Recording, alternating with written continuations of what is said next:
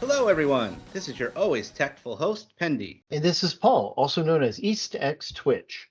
So, you all set for the Die Another Day manga episode we were supposed to record today? Are you actually going to record it this time? Yes, I even wrote myself a reminder in our outline. Whoever thought of that was super smart. So where are our other guests? Well, remember those possible unforeseen circumstances? Don't tell me. I told you not to say that last time.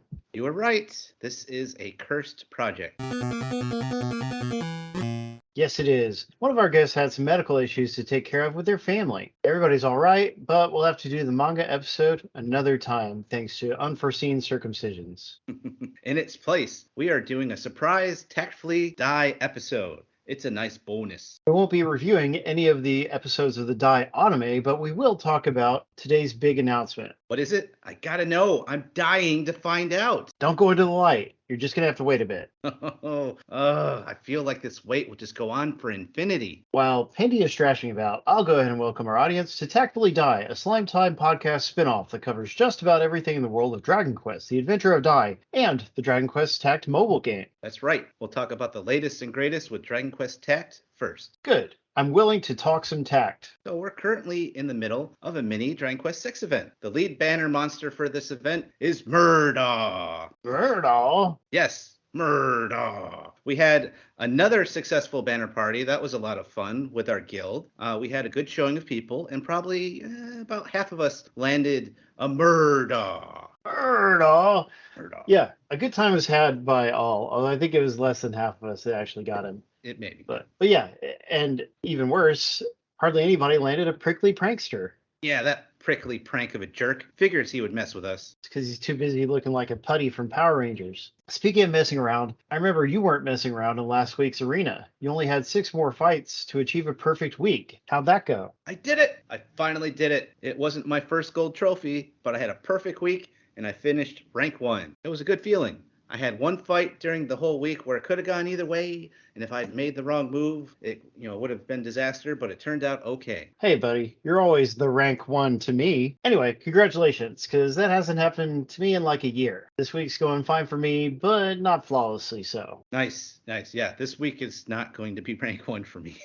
I just lost a fight today, so and I had lost some characters in other fights before that, so definitely not rank 1 for me either. But whatever, I had rank 1 last week. It's all good.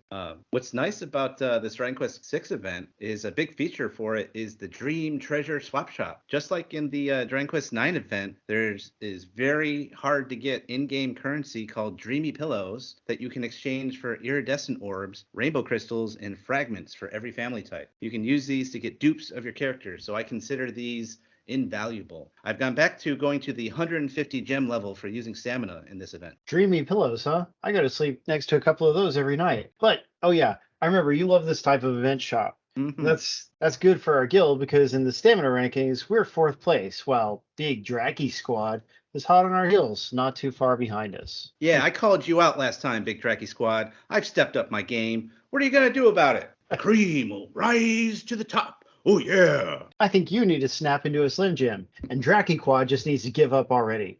Oh, yeah. You're only fooling yourselves, Drackies. Before we forget, we're also setting up the next Guild Arena tournament. My setup involves Malroth, whom I've got maxed at 5 hearts, Dulmagus, 2 other guys, I think, and Stump Chump. I hope so. He's mostly there for moral support. Nice. The layout for this arena is much different than last time. Last time I had this aggressive speed team set up. But this time, that kind of setup is no bueno. I ended up using a Pissarro, who I actually have at 4 hearts, a full heart Nightclubber, 1 heart Diamond Slime, 1 heart Veronica, and also for moral support, another Stump Chump, or my Stump Chump. Veronica is my wild card. She has the weapon and the armor that increases runaway magic attacks, something that she already naturally excels in. Plus mine has the chance of dual casting ability going off. So it can make for a very bad day if the odds ever go in her favor. Man, I wish I had Veronica. I only got Eric from the Dragon Quest XI banners. Anyway, your setup sounds beefy. Let's hope somebody volunteers for tribute and you get some wins out of it. Beefy. Yes. And have you tried any of the Battle Rush stages with this 6th event? Not only is there the usual stages that favor certain elements that we've seen before, but there are fights that favor runaway magic attacks, breath attacks, and critical hits. It makes for some very interesting setups and battles. Yes, I like those stages. I haven't had the time to beat the highest levels for most of them yet, but they're going to be fun. Now then, before we get into the die portion of the show, it's time for the Tact Tip of the Day. Tip of the day. Did you know you can battle your own team in the Guild Arena? Wait, you can do that? Yeah, that's right, tacticians. During the lead-up period of time, you get to build up your defense team. You can attack your own team and the teams of your teammates to test out their setup. When you go to the Guild Arena area, hit the Defending Registration List button. You'll see all the people that have their defense team set, and you can do a mock battle with them, even your own team. That's amazing. That was our Tact Tip of the Day. Tip of the Day. Now let's get into some die. Yeah, let's do that. Yeah. And of course, now is time for the big news we've been dying to talk about. The die console game, Infinity Strash, will be a simultaneous global release as announced by Square Enix yesterday. That's great. I've been crocodine to play it. No more strashing about whether or not we'll be getting this title. We're getting it. It's coming to PlayStation 4 and 5, Switch, and Steam in global markets. Date to be determined. What a great time to be a Die fan. The mobile game is still ongoing. Not that we play it. Volume 4 of the manga was just recently released, and now we are getting the console game. Yeah, so by the way, Volume 4 of the manga has a great cover. I love it. It does. Did you check out the global announcement trailer for the game? I saw a Japanese video of it. I mean, there's not a video on Square Enix's YouTube channel, so is that the official video that I'm seeing on some random people's channels? Yes, and it actually has English subtitles to it too. What? Yes. That I didn't know. But I did see lots of cool things in it. Yeah, it was great. It starts out with an overall narration of how kind of Dragon Knights come to be, and then it goes into all these different scenes of Dai fighting all these people, fighting all these creatures. Fantastic visuals. Before there had been some complaints about how the visuals didn't look so great, so they actually took it back and retooled it for a while. That's why there was the last delay that they've had in getting it released. So it looks fantastic. You see Dai fighting all these bosses, some of whom that we've talked about on the show, like fighting Hyunkel, fighting Crocodine. Looks really great. He's fighting slimes, he's fighting Drakes. You see Pop, shooting off his magic. You see Mam going in there, healing people, shooting her magic bullets out of her gun. It's great. I love what it looks like. I'm very excited to check this out. And the action RPG style for it fits great with the type of show that it is, and it'll be fun to check it out. Oh yeah, graphically it looks. I mean, it doesn't look significantly better than Dragon Quest Heroes 2 to me, but I mean, Heroes 2 is a very good looking game, and so yeah, this to me it just.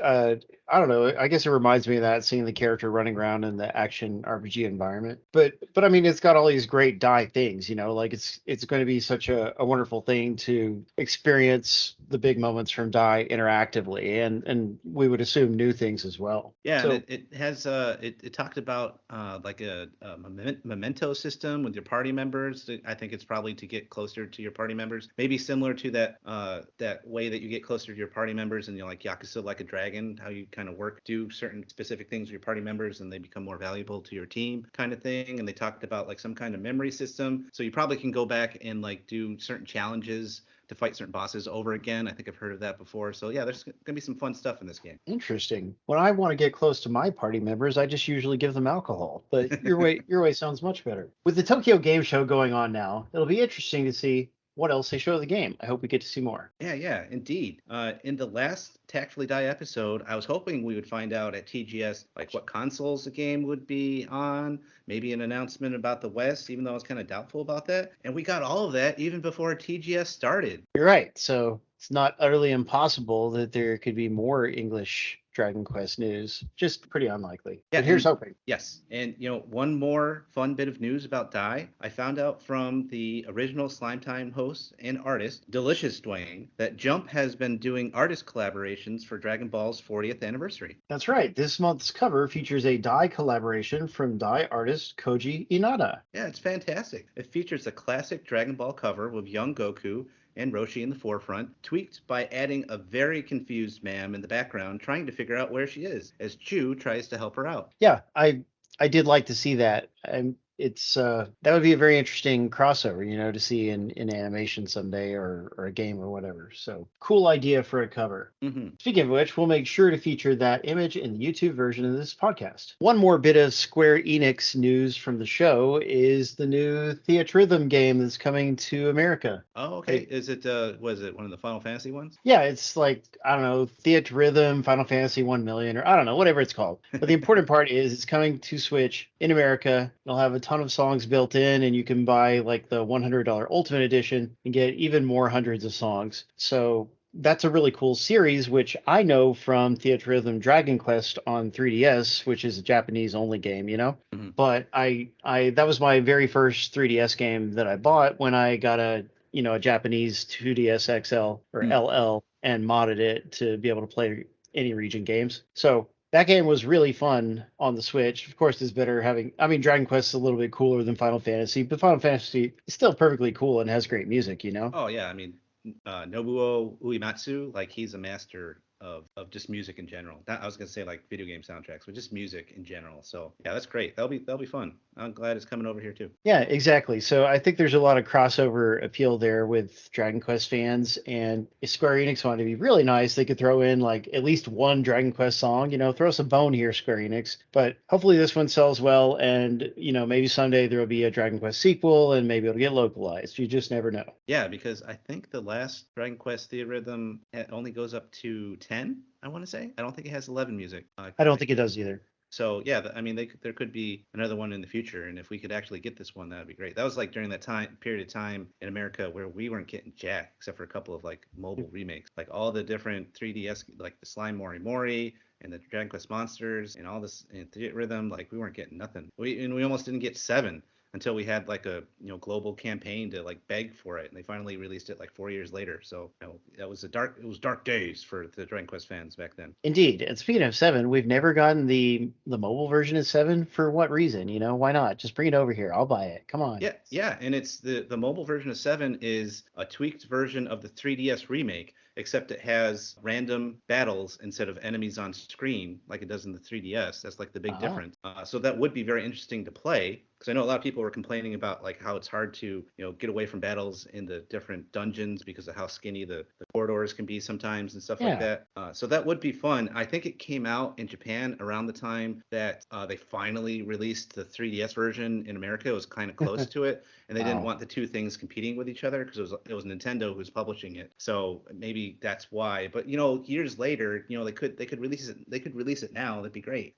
I don't think they'd have to. I mean, it'd still be a challenge, but it would be the same script because like I said, it's the same thing except for a couple battle tweaks to it. So I don't know. It'd be nice. I was disappointed that we just have never gotten that. I'm sad about that too. I'm right there with you. I mean, I own it on 3DS, but the thing is, like, 3DS, it's got the crummy super low res screen, so that's one thing. Like, things just don't look that good on it compared to like virtually any other device. But also, does anyone still carry their clamshell 3DS around? I'm not going to. Yes, I'll carry my Switch with me, but I've got my phone everywhere, and there's this phone version, so just let me play it on that, especially since the game's a million hours long. Yeah, and I've made this argument before that having the games on mobile are fantastic because different consoles will eventually they'll die out, right? I mean, there's a retro market for it, of course, but that can be challenging sometimes. And if you want to buy the original, that can get super expensive, especially after COVID made everything skyrocket in prices. Yes, it did.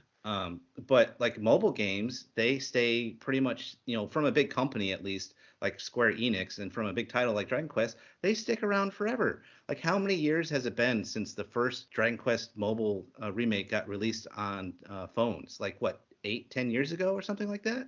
Like, it's still around today. And all of those mobile remakes are going to be around for years and years and years, and you just have to have a phone to be able to play it. And as long as they don't screw up, doing updates as phones advance, which for the most part they haven't, most people can still play them on a modern phone, and you can still buy them today. They'll stick around for a long time. So I wish they would release that one too. Yeah, that would be the only hitch if like a big OS update breaks compatibility, and then Square Enix didn't feel like fixing it. But for the most part, like you said, they do. There are games that have been lost to time as a result of updates, but not the Dragon Quest games. So nope, they're still here and kicking, and you can get them. You can get 1 through 6 and 8 today, and they do sales for them all the time. Every once in a while, sometimes they've done it with Tact. They've done a thing with Tact, like when a big release for a big event release for Tact comes out. Like for example, back when we had 7 come out for Tact, they also put a sale on. Not 7, sorry.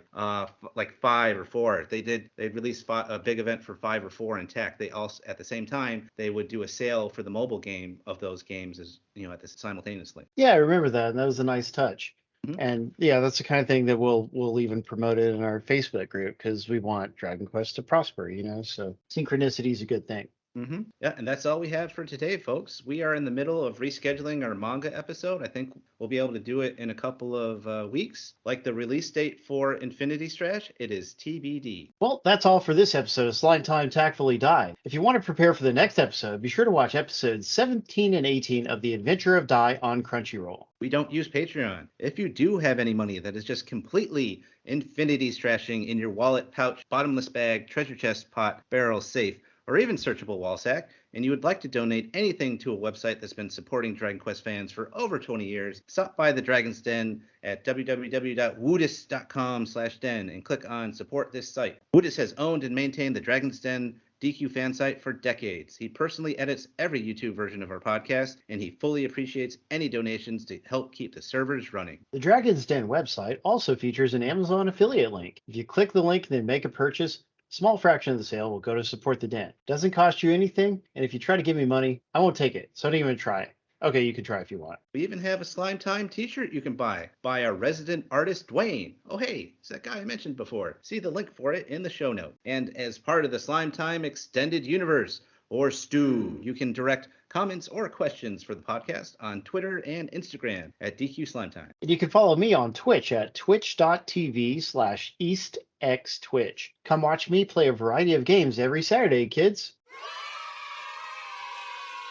Getting back to Dragon Quest, consider joining in tons of Dragon Quest discussions at the Dragon's Den forums, the first internet forums ever invented. It's true. I'll swear to it on a Bible. Find the forums from the Dragon's Den main page or at woodis.com/forums. You can also find us and other rabid Dragon Quest fans through the Dragon Questers and Dragon Quest Tact global Facebook groups. We'd love to see you there. Or come hang out with us and tons of other hardcore Dragon Quest fans on the officially unofficial Dragon's Den Discord server. We'd like to thank everyone that made this episode possible, including Pendy, Woodis, the Dragon's Den, and Avon Sensei, whose sacrifice will not be in vain. R.I.P. Avon. And a special thanks to Platty for helping me out with our rotating podcast logo. Please like, subscribe, and write a review for this podcast. For more Dragon Quest Slime Time, check out our library of episodes on Dragon's Den, Anchor.fm, Apple Podcasts, Audible, YouTube, and more. Catch you later, everybody. Don't hate, appreciate. Time to zoom on out of here.